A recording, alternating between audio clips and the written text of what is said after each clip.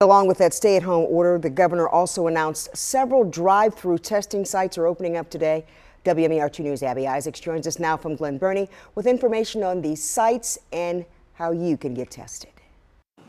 This vehicle emissions inspection station is one of 4 new drive-through testing stations for COVID-19.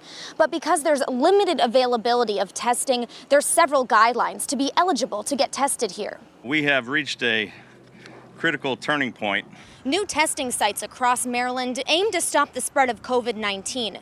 With the number of positive cases and deaths continuing to rise, these sites focus on at-risk patients, keeping them out of crowded emergency rooms and doctors' offices to get them tested. We don't want to waste these tests. We want to test where it's really important to the individual and to the contact tracing that we're doing in order to stop this the spread. In coordination with lots of state agencies, Governor Larry Hogan announced today that 3 motor vehicle emissions inspection stations will now serve as drive-through testing stations.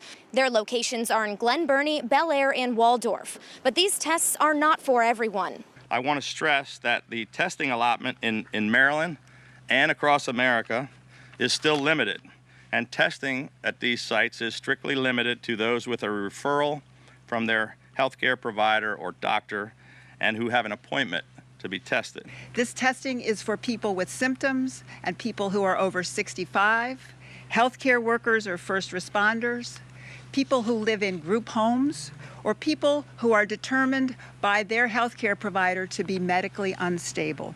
Deputy Secretary of Health Fran Phillips says results are also taking longer than what's ideal. There's a backlog of tests at the labs because of a shortage of raw ingredients that are needed to process them.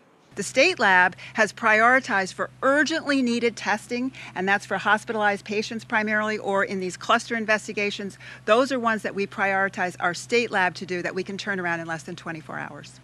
There's also a screening and testing site opening up at FedEx Field in Prince George's County, and there's no charge for testing at any of these stations. In Glen Burnie, Abby Isaacs, WMAR 2 News.